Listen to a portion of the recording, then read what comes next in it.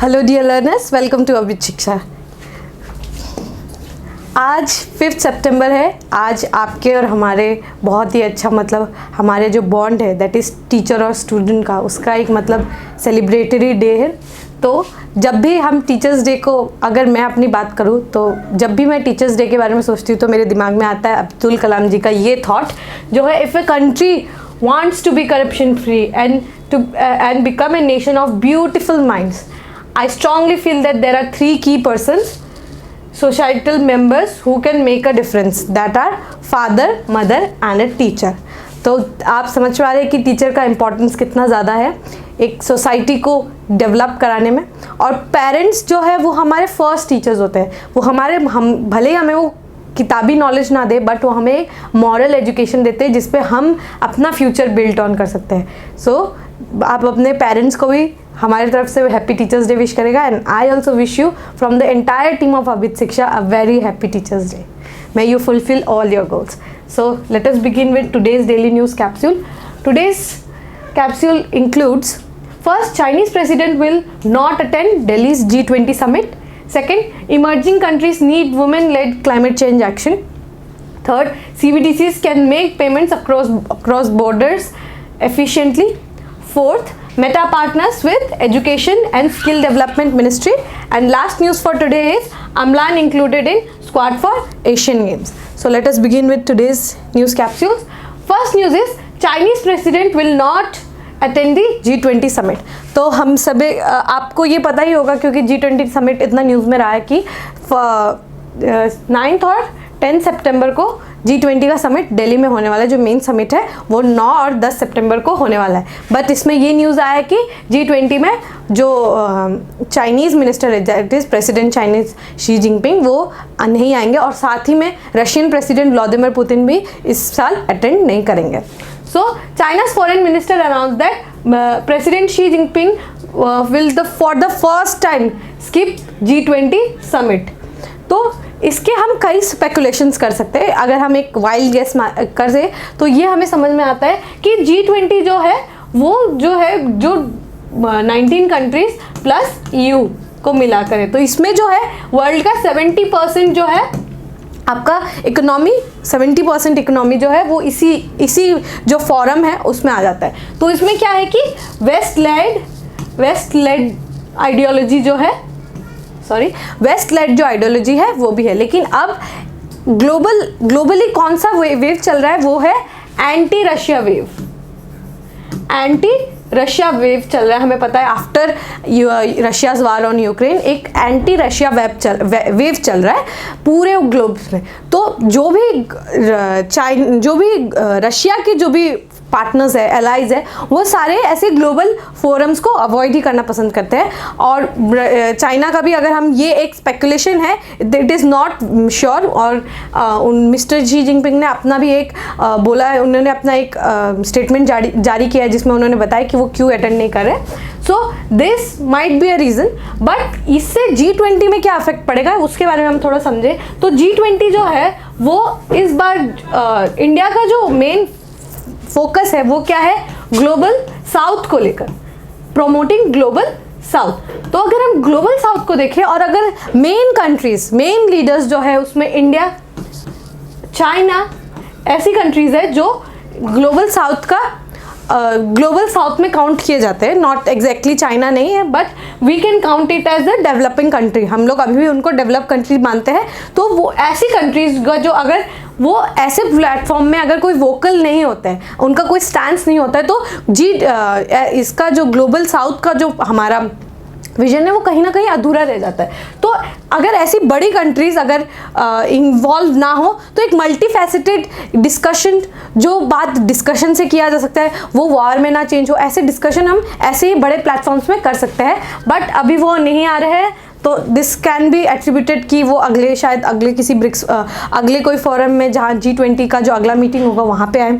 So this was the news. Foreign ministry declines to give reasons for she is absent.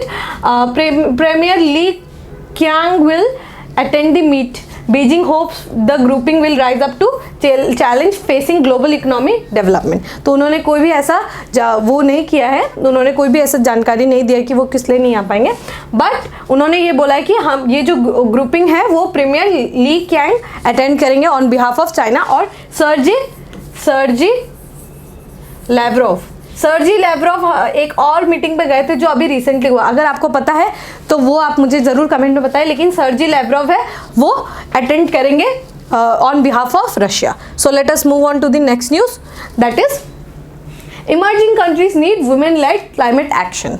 सो ये एक बहुत important topic है, ये आप इसको ऐसे में भी एक्सपेक्ट कर सकते हैं अपने ऐसे पेपर पे भी, और एक GS3 में भी आप एक्सपेक्ट कर सकते हैं, और GS1 विमेन का टॉपिक है उसमें भी आप एक्सपेक्ट कर सकते हैं। तो ये बहुत ही मल्टीफेसिटेड क्वेश्चन इससे आ सकते हैं और आपको आंसर भी उसी क्लैरिटी से लिखना है।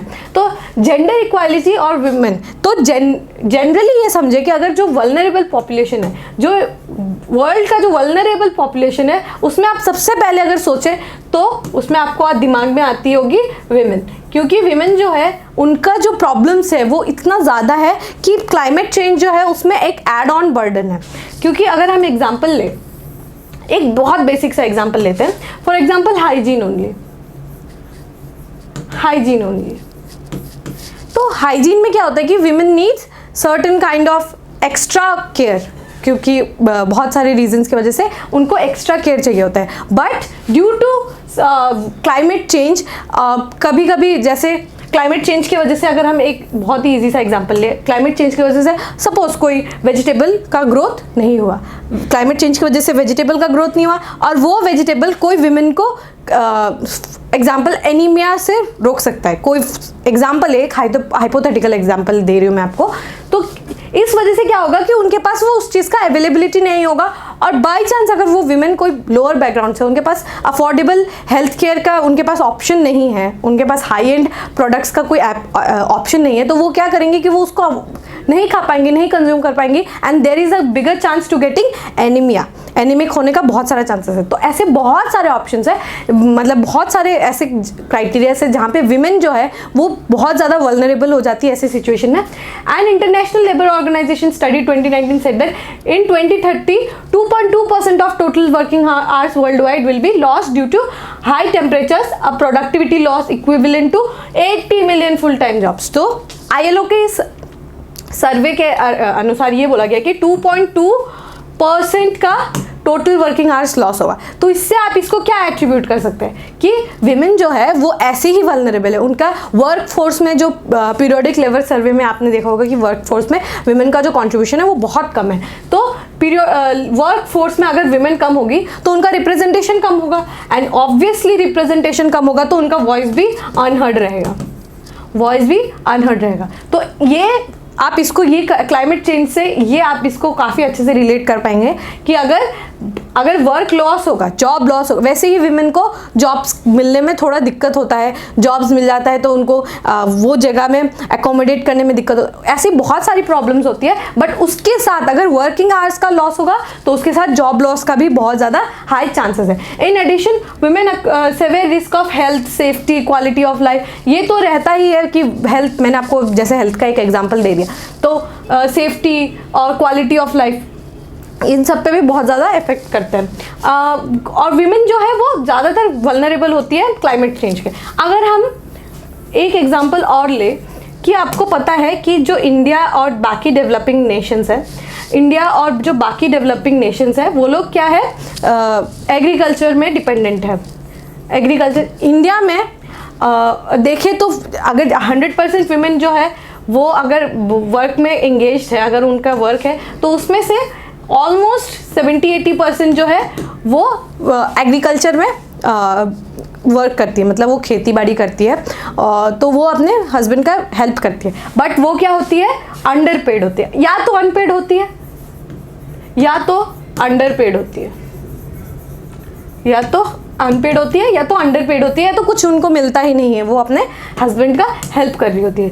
तो फिर क्या है कि एग्रीकल्चर में अगर जैसे क्लाइमेट चेंज की वजह से, climate change will lead to agriculture crisis, agri crisis, मैंने आपको बताया ना, बिन मौसम फ्लड आ जाना या फिर बहुत ही ज़्यादा सूखा पड़ जाना, तो उससे क्या होगा कि एग्री क्राइसिस होगा, और एग्री क्राइसिस होने से क्या होगा कि विमेन पे ज़्यादा इम्पैक्ट पड़ेगा, क्योंकि उनके पास जो बेसिक नेसेसिटीज़ है, फॉर एग्जांपल अगर कोई विमेन है वो काम कर रही है लेकिन वो प्रेग्नेंट है, तो उनको एक्स्ट्रा केयर की ज़रूरत है, उनको एक्स्ट्रा फूड की ज़रूरत है, तो वो फूड की अवेलेबिलिटी अगर ना हो तो वो बीमार भी पड़ सकती है। तो ये आप ऐसे करके इस पर कनेक्शन बिल्ड कर सकते हैं। और फिर क्या है, और विमेन जो है मोर लाइकली चांसेस रहता है कि वो ज़्यादा पॉवर्टी में रहते हैं एज कम्पेयर टू मेन। और मेन के ये समझा जाता है, देयर इज़ ये ऐसा समझा जाता है कि मेन जो है वो कहीं पे भी वर्क कर लेते हैं, जो जैसे लेबोरियस वर्क्स जो होते हैं वो सब जो है वो मेन किया जा सकता है, उनके पास ज़्यादा अवेलेबिलिटी रहता है। लेकिन लेबोरियस वर्कर्स में फीमेल्स को उतना वर्क नहीं मिलता है। ऑब्वियसली जो काम करवाते हैं, लेबोरियस जो वर्क्स होता है, उसमें विमेन का जो कंट्रीब्यूशन है वो कम रहता है एज कम्पेयर टू मैन। और विमेन जो है वो ज़्यादा ससेप्टेबल है क्या चीज़ का, क्लाइमेट चेंज की वजह से डिस्प्लेस होने का। यूएन स्टडी ये बताता है कि विमेन के वजह से डिज़ास्टर और डिज़ास्टर्स की वजह से विमेन और चिल्ड्रन के ऊपर ज़्यादा इफेक्ट पड़ता है। हर रोज़ आए दिन हमने पिछले कुछ क्लासेस में, मेरे को याद है कि हमने एक डिस्कस किया था जिसमें फ्लड्स के वजह से विमेन, चिल्ड्रन और ओल्ड एजेड को ज़्यादा प्रॉब्लम्स हुआ था। So these are examples you can add on your answers. और एक और टॉपिक इससे मुझे, अगर मैं आपको एक्सप्लेन करूँ, आज के एडिटोरियल में ये आया था कि विमेन जो है वो जो अगर जैसे कोई डिवास्टेशन आया, कोई एडवर्सिटीज़ आया है ना, तो वो क्या हो जाएंगे, रेफ्यूजी बन जाएंगे, रेफ्यूजी बन जाते हैं। और वो रेफ्यूज सीख करने जाते हैं कैंप्स में।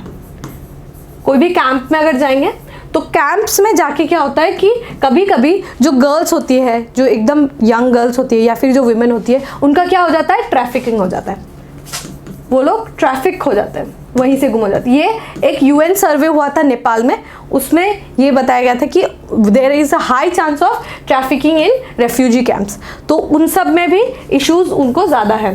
तो फिर इस वजह आपको ऐसे ही मल्टी फैसेटेड आंसर अपने क्वेश्चंस में देना पड़ेगा to enhance your answer writing skills also. आपको ऐसे बहुत सारे एग्जाम्पल्स देने होंगे। अभी अगर हम इसी टॉपिक्स पे अगर आपको जाए तो पॉलिटिकल भी आपको लिखना होगा कि पॉलिटिकल जो रिप्रेजेंटेशन है वो कम हो जाएगा, है ना। इकोनॉमिक आपको डालना पड़ेगा। इकोनॉमिक, मैंने आपको इकोनॉमिक का बताया कि फेमिनाइजेशन ऑफ इकोनॉमिक का बताया, फेमिनाइजेशन ऑफ एग्रीकल्चर हो जाएगा।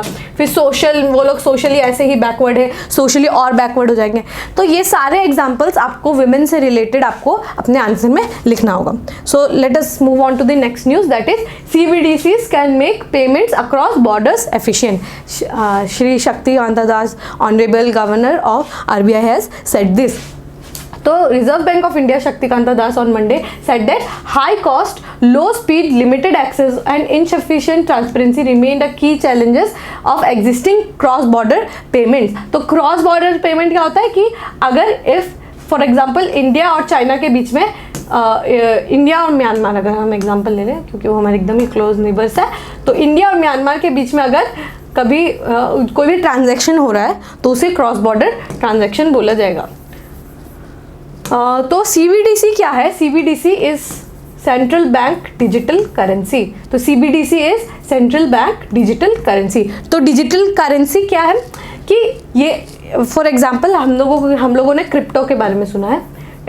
क्रिप्टो के बारे में सुना है। Crypto is an online blockchain जिसके उस थ्रू वो लोग पैसे का ट्रेडिंग वगैरह करते हैं, तो इट इज़ क्रिप्टो।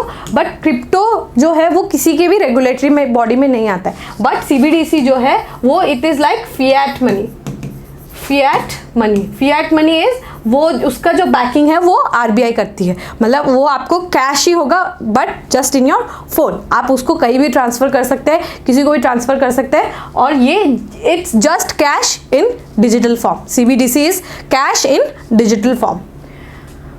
तो CBDCs के कुछ उन्होंने फीचर्स बताए कि इंस्टेंट सेटलमेंट फीचर होगा।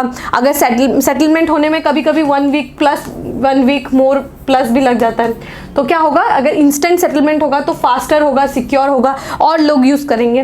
सेकंड होगा कि local currency cross border payments could help in shielding the market currencies and global shock. तो अगर हम लोग लोकल करेंसी यूज़ करेंगे, for example Russia and rouble जो है वो रशिया की करेंसी है, तो अगर हम लोग जो लेन देन है अगर हम लोग रुपी एंड रूबल में करें, रुपी रूबल में करें अगर, तो फिर ये शॉक प्रूफ हो जाता है, मतलब कई लेवल तक, not exactly 100% shock proof, but कई लेवल तक हम ग्लोबल जो शॉक्स आ रहे हैं, जैसे कभी डीडॉलराइजेशन का शॉक आ गया, या फिर कभी डॉलर टाइट हो जाता है, कभी कभी टाइट ग्लोबल का जो अप्रिशिएशन हो जाता है, रुपी का डिप्रिशिएशन हो जाता है, तो उसको ग्लोबल शॉक को हम कई हद तक रोक सकते हैं। And third that adaptation of right technology platform which is interoperable would be a great benefit in future, मतलब वो कहीं पे भी हम उसको ऑपरेट कर सकते हैं in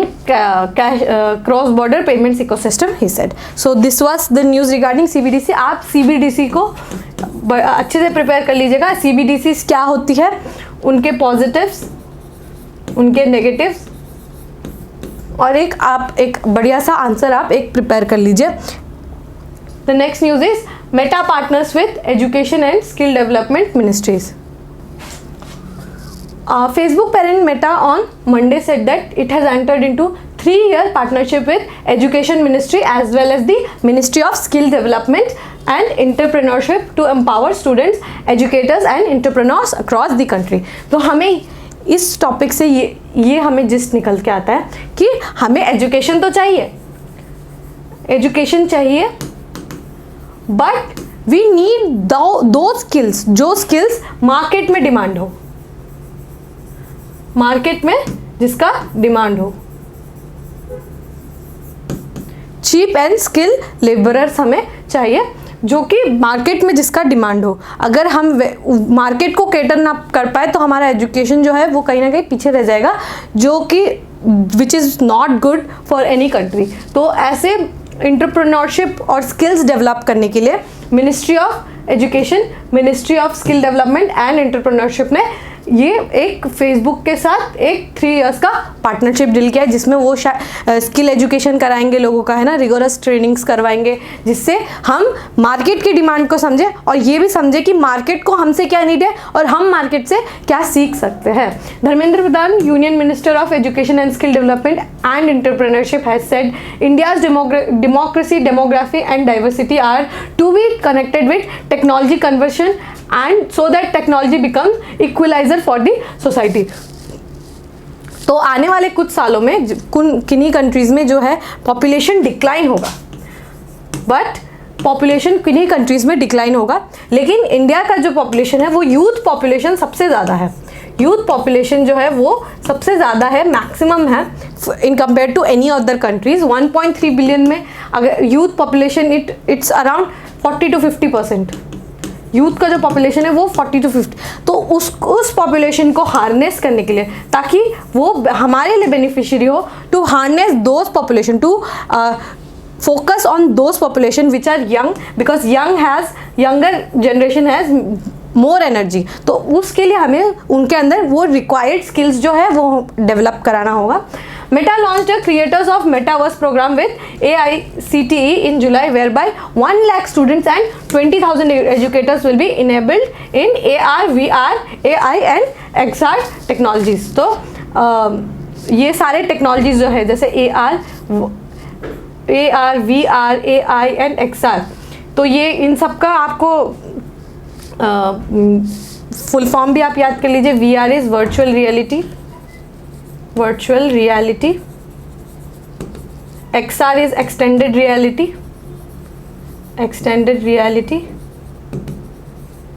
AI is artificial intelligence and AR is augmented reality। तो ये सारे जो न्यू टेक्नोलॉजीज है उन सबको वो एक प्रोग्राम में सिखाएंगे कि किस तरीके से इनका यूज़ करना है। So the last news for today is Amlan included in squad for Asian Games. This particular news is very important for direct recruitment exams and other exams जो इसी लेवल के हैं, डायरेक्ट रिक्रूटमेंट एग्जाम्स में ऐसे direct question आता है कि who was selected for which sprinter was selected for Asian games, तो हमें इसको याद करना है. This is a very factual question, तो आप हम भी उसी के बारे में ऐसे लगते हैं कि India's top sprinter Amlan Borgohain was included in India's squad for Asian Games after initial omission from the participant listed by the Sports Ministry. तो हमें याद रखना है कि अमलान बोरगोहाई वो क्या है, स्प्रिंटर है, ही इज़ अ स्प्रिंटर. उनका सिलेक्शन हुआ है for Asian games, Asian games के लिए उनका सिलेक्शन हुआ है. Sorry for the spelling mistake, Asian games के लिए उनका सिलेक्शन हुआ है. So this brings us to end of today's daily news capsule. I hope that you have liked today's capsule. To get the PDF of today's capsule and to get such capsules, please subscribe to our channel and join the Telegram link. In the Telegram link you will get the PDF, and also join our Telegram link because we post daily, we post 5 questions which can be very relevant to your preparation, and it will obviously enhance your preparation and it will also help as a revision for you. So I'll see you in the next video. Till then, thank you and happy Teachers Day once again.